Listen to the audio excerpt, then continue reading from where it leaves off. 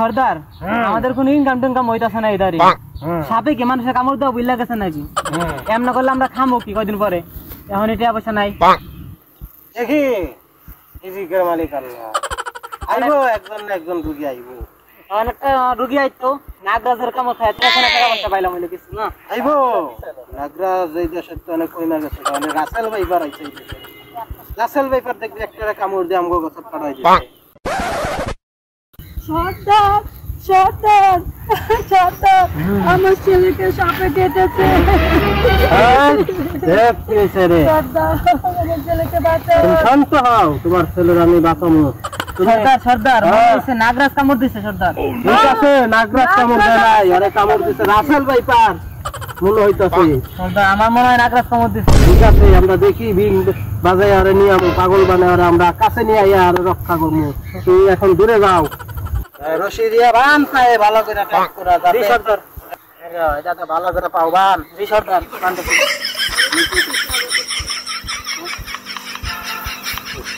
সর্দার বানছি আলসাদ জি সর্দার এখন আমরা সাপের আনমু সর্দার সর্দার হ্যাঁ এত বড় বড় সাপ কাপড় সামলাইতে হবে নাগরাজ আছে না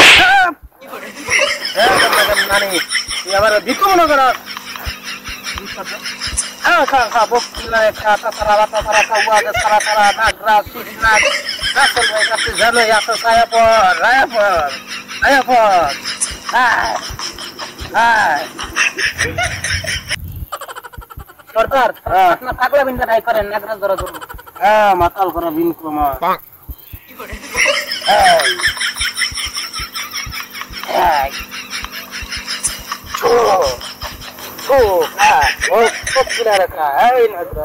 রাসেল ভাই পার তুই কোন আছো ছায়া পর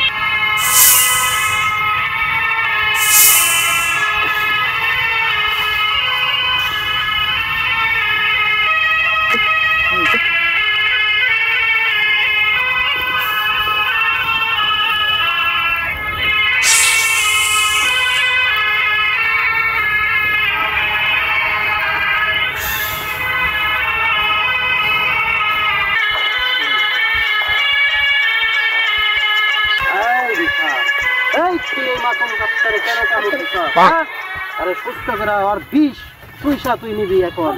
নাইলে তোর আমি পাগল বানায় দিনের তালে মাইরালাম কি বললি তুই আমি ঘুমাইছিলাম আমি নাগরাজ তোর বংশ আমি নির্বংশ করে দেব তাই নাকি এখন তুই আগে নিজে বাই চলো তারপর তুই আমার বংশ নির্বংশ করবি এই বিষ উড়া তুই এখন আরে বান্ধে সব সত্যি আরো কি দিয়ে বান্ধে বান্ধে কথা এই জাগের বাইরে চল এই জাগের বাইরে যদি তুই যাইতে পারছ এখন তুই মরে যাবি আগুন লাগা যাবে কষ্ট দিলে আর বিশুরা নাহলে তোর আমি মাইরালাম বিশুরা এই জাগের বাইরে গেলে তুই আগুন লাগা যাবে গা এই বিশুরা যাবি পারবো না ঠিক আছে তাহলে দেখ আমি তোকে কি করি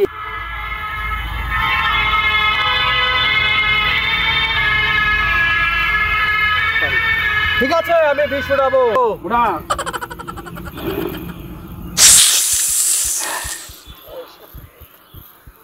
এই সাপুরে আমি নাগরাজ তুই আমাকে ঘুম বাঙালি আমাকে তো কুকুরে কামড়াইছে সাপুরে এই এত আগে কি করে পিছে সরকার বংশ আমি নির্বংশ করে দিব সর্দার সর্দার আমাদের বংশ নির্বংশ করা লাগে ভাগেন